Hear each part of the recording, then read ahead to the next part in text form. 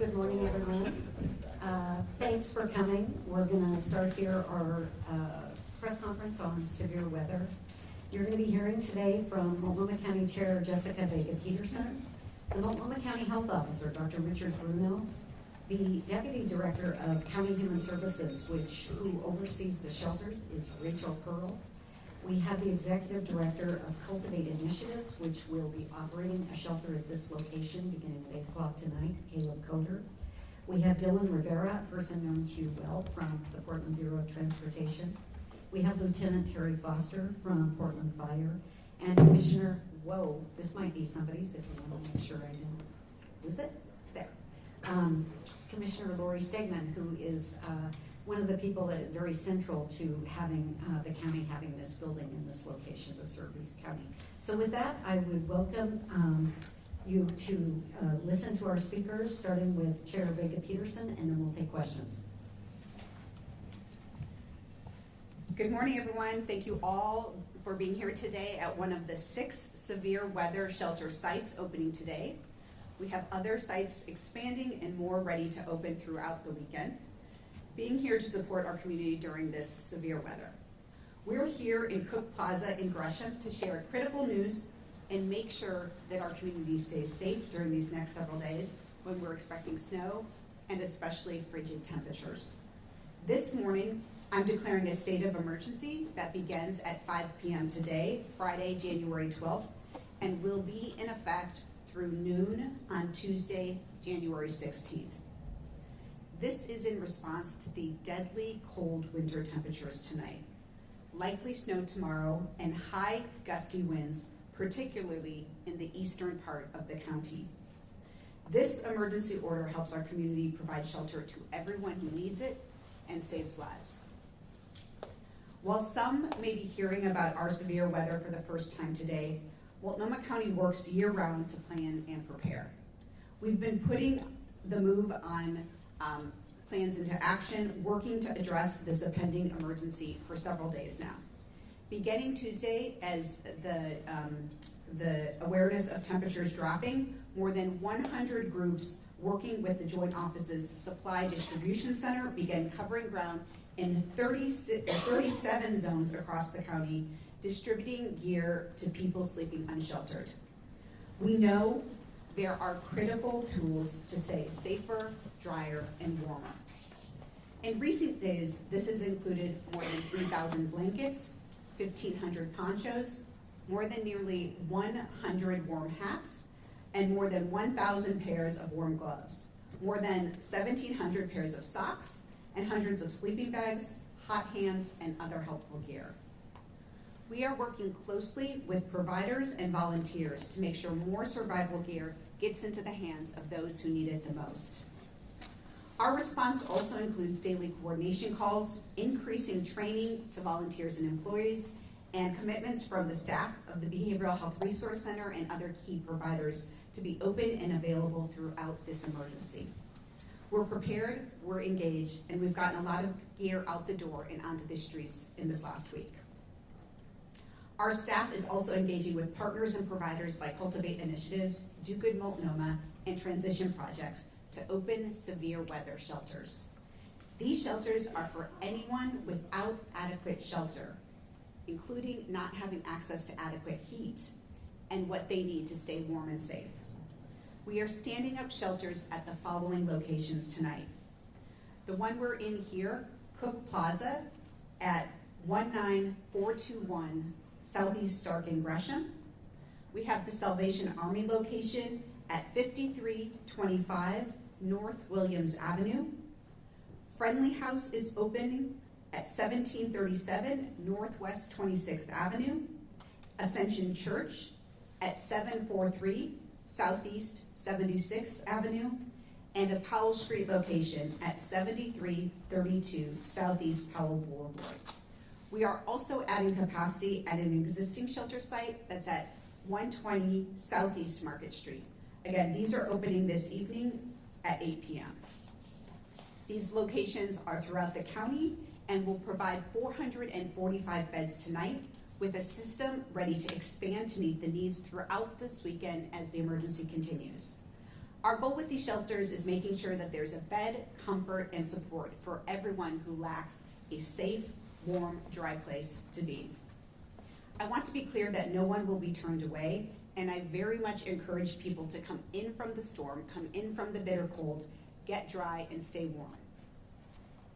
One of the scariest things about this coming weather is that we know temperatures are going to dip well below freezing and likely stay that way, especially in East Portland and East County. Frostbite in these temperatures could set in less than an hour from being outdoors.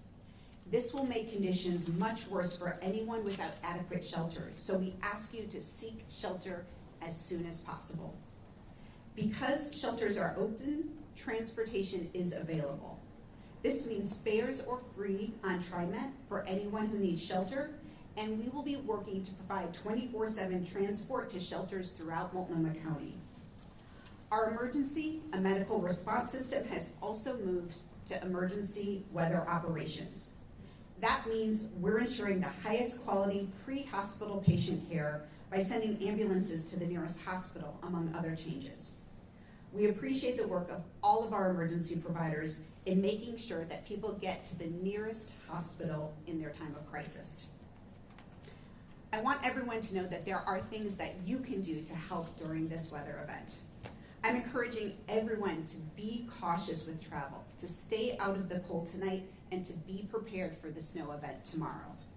Please check in with your neighbors, especially elderly or vulnerable neighbors and loved ones, to make sure they have what they need to weather the storm. I'd ask that you keep checking on people as this weather event persists. These conditions take tolls on our neighbors, and your care, your support, your action can directly save lives. Tips for getting through this cold weather include wearing dry, loose layers, wearing a hat, drinking warm, sweet liquids to keep your body temperature up, and making sure that you're not waiting for a situation to become an emergency. Get somewhere warm as soon as possible. We will be updating the community with information about shelter, transport, outreach, and other services on an ongoing basis over the next several days. We may reach out to this community to volunteer and help us get through this challenging time. We'll be in touch more specifically when we can use your time and talent as a volunteer to provide direct services. For updates on this situation, please follow our social media accounts or our Care for When It's Cold website, which is multco.us/cold. This is where we'll update the community on our needs throughout the emergency, so please check often. This is also where you can find information about where you can find care for yourself.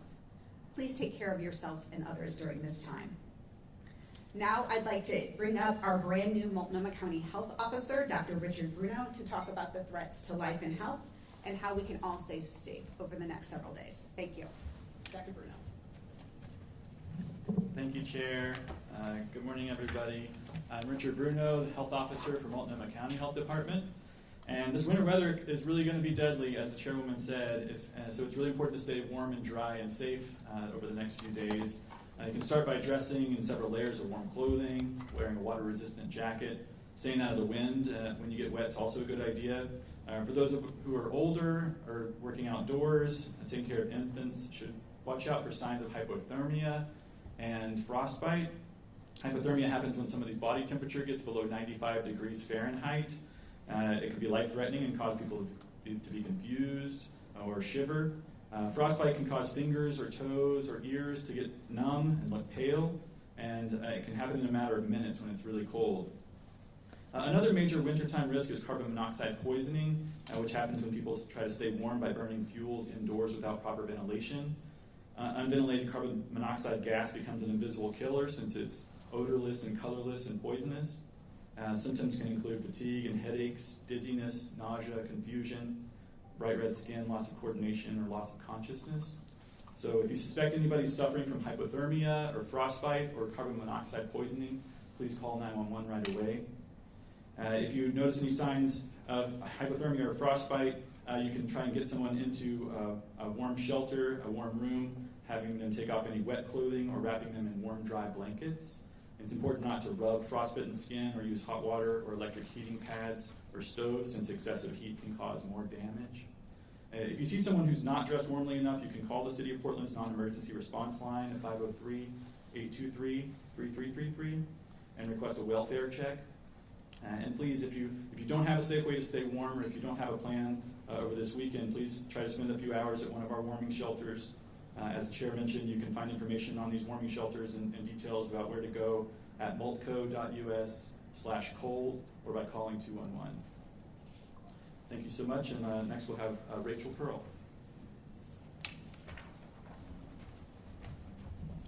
Thank you. Good morning. My name is Rachel Pearl. I'm the Deputy Director for the Department of County Human Services with Multnomah County.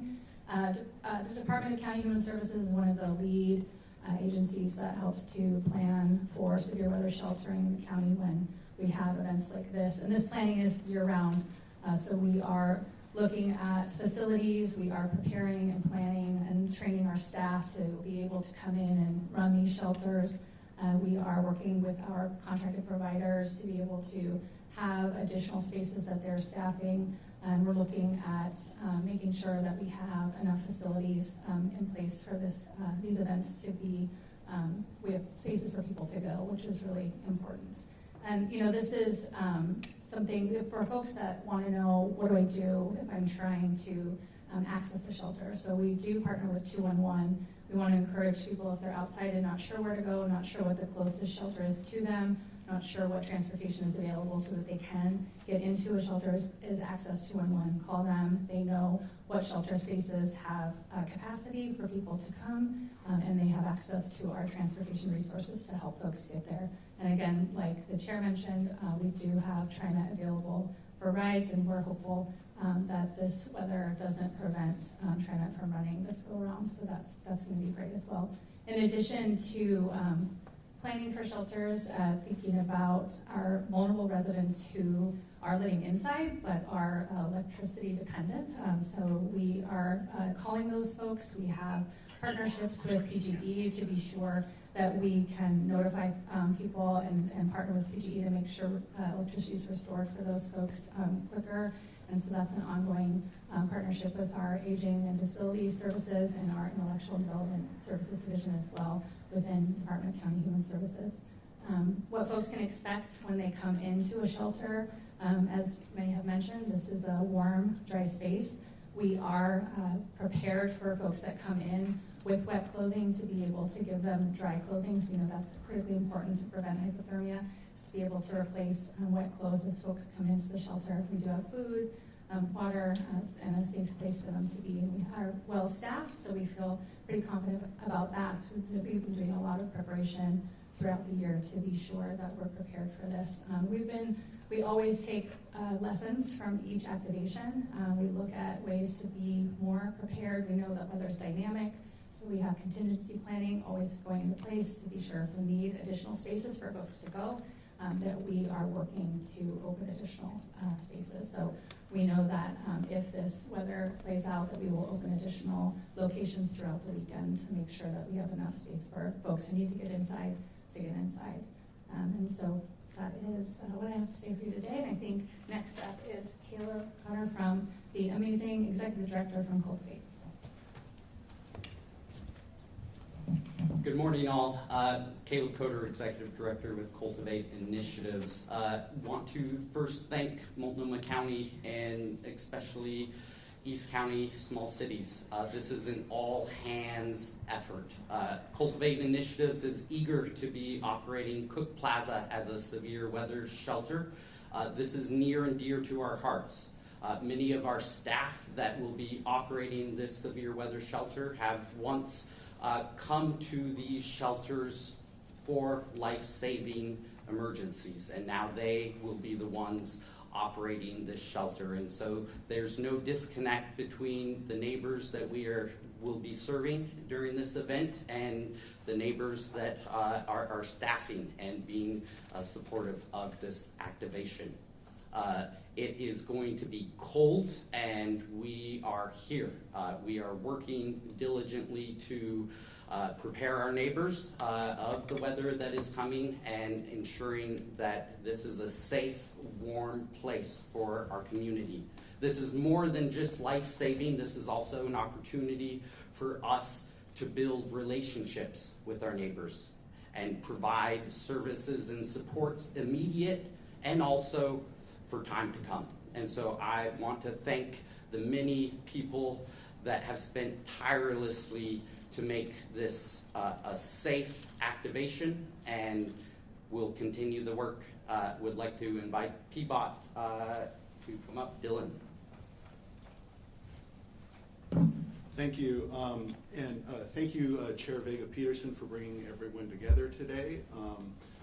The city-county partnership on winter weather and emergency response is very strong, and we're in constant communication, city staff and county staff, in preparation for this event and in all emergency situations. First, I'd like to thank the news media for getting the word out this week about the need for the public to prepare for this winter storm.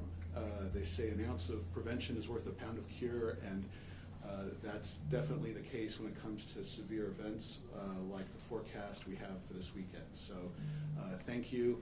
We've seen the public gathering the supplies and food and other things that they'll need, and we think the message is getting across and 100% appropriately. We'd also like to thank Portland Public Schools for announcing last night an early release this afternoon. That, given the forecast of snow that we had for this afternoon, was 100% appropriate and prevents thousands of families from getting in hazardous travel conditions. So that said, we've also been saying all week and all in recent months that we've learned with experience that forecasts of winter weather events change in the days and even the hours leading up to an event. So a week ago, people were observing weather apps that said snow on Thursday, Friday. Monday, we shared a forecast that we had heard of Tuesday night and Friday, Saturday. We got a little dress rehearsal from Mother Nature overnight, Tuesday night. Many of you saw that in the West Hills.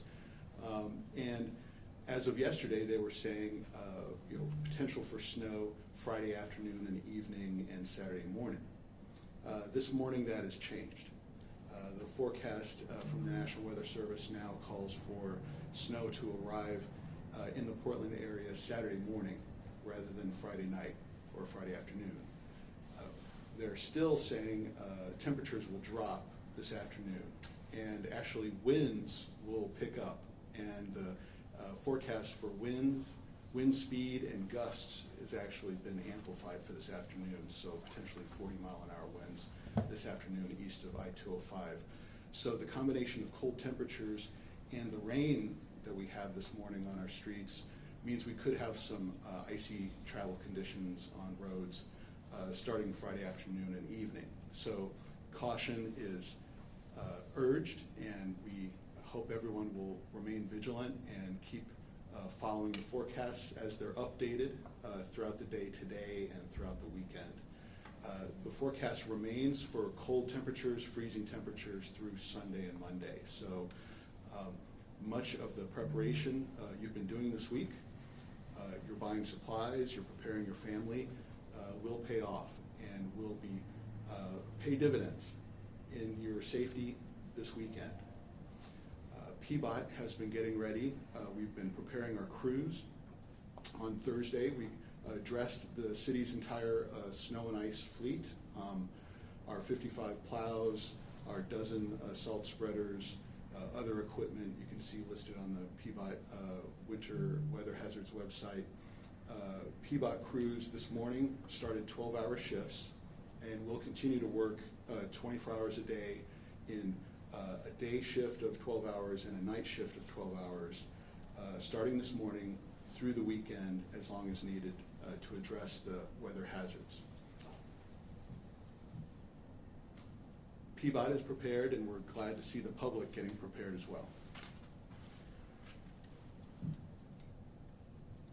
So everyone should continue to monitor the forecasts and see how they will continue to change, and understand that sometimes the forecasts are wrong. Sometimes a snow or ice or temperature event will arrive earlier or later or be of a different magnitude than forecast. Severe weather happens sometimes, but severe consequences don't have to happen if we prepare, if we communicate, if we work together. We can help everyone get home safe. Thank you very much. And with that, we'll hear from Portland Fire. Lieutenant. Hi, I'm Terry Foster with Portland Fire. Excuse me. First of all, I appreciate everybody getting together here and preparing for the worst. At Portland Fire, we're always ready for, expect the worst and hope for the best. This is one of those situations where we expect snow and a lot of it and cold temperatures. If that changes, we'll have to change some of the things we do. So we do ask residents to be prepared for the worst. One of those things is power outages. We want you to think about having blankets, staying warm, and using warming shelters if you're not able to do that. Space heaters, like the doctor mentioned, carbon monoxide is a real risk for us. So we ask that if you're using space heaters, make sure they're electric ones and you're well ventilated if you use something that does combust. And with that, if you have carbon monoxide detectors, make sure they're operating properly. Know your home. Oftentimes in these conditions, we have pipes break, and we want people to know, hey, we're out there responding to a lot of emergencies, and that will happen if we have extended cold temperatures. So if you're able to figure out where your water shutoff is to your house, make sure you do that, and that'll solve a lot of problems. We will be moving slower as we'll have chains and cables on our rigs, so just know that that does happen, and it'll take a little longer to respond. Check on your neighbors. A lot of times when there's power outages, people forget that sometimes you have elderly neighbors or people that need help, and those folks may need help getting to a warming shelter as well. And although it seems like you want to get out in some of these conditions, know that sheltering in place and staying home is probably the safest thing for you and your family. Conditions change, and when surfaces get icy, people get hurt. And if you have an injury out there, we'll have to respond to that. So if you're able to, shelter in place. With that, I'll turn it over to Commissioner Stamann. Good morning, everyone. I'm Lorie Stamann. I'm the Multnomah County Commissioner representing East Multnomah County. My district includes the city of Gresham that we're in, as well as Fairview, Troutdale, Wood Village, the Corbett area, and the unincorporated areas all the way up to the Hood River County line. So I'm really glad that we're here at the Cook Plaza site. This warming shelter has been something that I've been working hard on to establish as a resource that will meet East County's unique severe weather needs. Those of you that live out here in East Multnomah County know that severe weather has a much larger impact on this part of the county. The east winds we experience here are unlike anywhere else. And that means that the risk of ice and snow become exponentially more dangerous.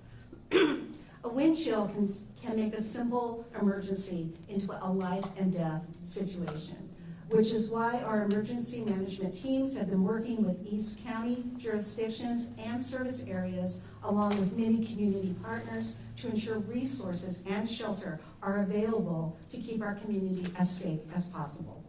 With plunging temperatures and snow on the way, we urge you not to venture out only if you absolutely have to. Again, we ask you to check on your friends and your neighbors, especially those who may be elderly and live alone.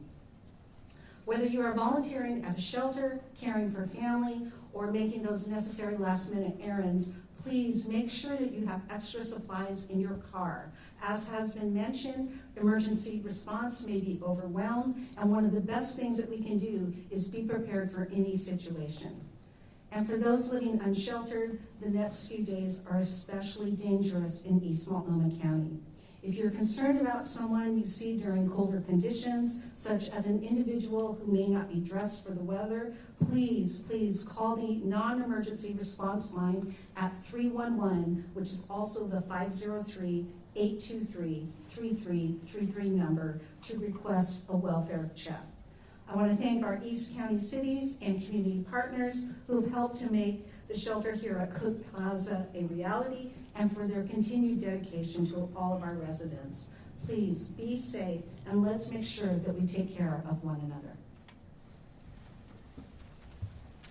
Thank you. And now we're going to open it up for questions, but not before I recognize that we have the expert here, our Emergency Management Director, Chris Voss. so you can also direct questions in. Go ahead, if you want to call out your outlet and start. I think Blair, you were first. Yeah, hi. My question's for the county chair. Do you know if the city of Portland is stopping camp removals this weekend, given the weather, and is that a move that you would support? So I don't know the answer to that question. I think the city of Portland would probably be able to answer it. I don't believe that they have been doing removal, but we can find out and get the answer for you at that point. Is that something you support? Of stopping removals? You know, I think that, so for the last, since at least Tuesday, we have had outreach teams going out to 37 different divisions throughout the county, reaching out to people where they are located when they're living outside, handing out supplies, letting them know that the severe weather, the freezing temperatures are coming this weekend, and encouraging people to get the help they need. So that work is so important because we know that these temperatures are life-threatening. We know that people who are living outside, especially for multiple nights, are at risk of severe injury, even death. And so that outreach has been critical. So I agree, like letting people stay where they are for now, but really so that we can know where people are, we can be doing that outreach, we can be communicating them and encouraging them to come inside. And that's the message that I would send, is that it is so important for people who normally are outside to come inside to find a safe, warm place to be, because these truly are life-threatening temperatures. Thank you. And I have another kind of follow up on the outreach portion. Will that outreach continue on through the weekend? And what division of the county is doing that outreach to different camps and throughout the homeless community? Yes, that outreach will continue throughout the weekend, throughout the entire severe weather event. And that is being, the coordination that is happening is through the Joint Office of Homeless Services, but it's mainly being done by many of our providers and partners who normally do that outreach work. It's done in a coordinated way. For really whoever can answer, what capacity can you all add to these severe weather shelters? You said about 500 beds right now. How many more can you add, particularly if people whose power goes out needs to seek one of these shelters? Yeah, we have a phased approach to this activation, so we plan to add on Saturday, if everything continues and we remain open, around 140 additional beds, but we're looking at contingency planning around that depending on how Friday night goes. You know, we want to look at what the numbers are, and then we'll open some additional beds. Our goal is always to try to get to, we as part of our assumption planning, looking at what happened last year, how many people we know are living outside. We're continuing to look at those numbers to determine like how many beds we think might be appropriate. So our goal is over a longer activation to get towards over 1,000 beds, and we're hopeful that we'll be able to get there through this activation. So we'll start at that around 450, a little bit more than that on night one, which is more than we typically have seen, but we feel like with the cold we want to be extra cautious. And for 211, how staffed will that be for the weekend? I know in the past there's been trouble with not enough staffing and answering the calls, so has that been prepared for as well? Yeah, I think that was several years ago where 211 struggled with staffing, and that has been addressed. They're very well prepared. We reach out to all of our partners well in advance when we are looking out at forecasts and we think it might be possible that we activate. We're talking to them, making sure that they're staffing up, talking to our contracted providers as well, making sure that they're staffing up so that we are well prepared to have coverage throughout 24/7 throughout an activation. So 211 is well prepared. Final call, if anybody. We have great sources here. You're welcome to, if you want an individual interview. We'll be reaching out to you throughout the weekend to give you opportunities to bring reporters and cameras into spaces with some of these experts. So you'll be seeing them again. But again, thank you 100% for coming out, all the way out. And stay safe out there, and we'll be in touch. Thank you.